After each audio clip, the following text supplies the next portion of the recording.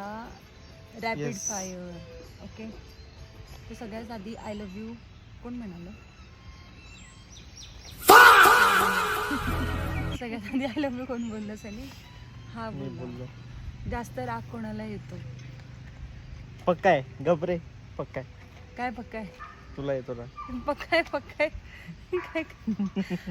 जास्त राग सनीला येतो. सनीला. जास्त खर्च कोण करतं? जास्त खर्च कोण करतं? ऑब्विसली तू. मी काय खर्च करते? शॉपिंग कोण करतं सारखं सारखं?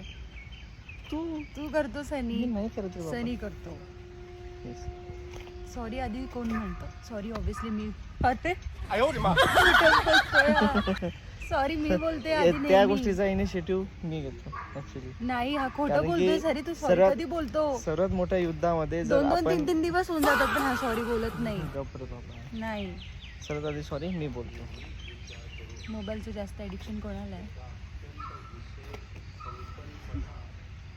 हा, मी वापरतच नाही मोबाईल मला ऍक्च्युली. आहे, मला आहे. ओके, मला आहे. इव्हन एडिटिंग पण मी करतच नाही, अगदी तसं करतो. बट ते नॉट ॲडिक्शनचा पार्ट आहेत ना ते. हा मग आहे ना, it is one of the part of addiction. मग उद्यापासून तू करते.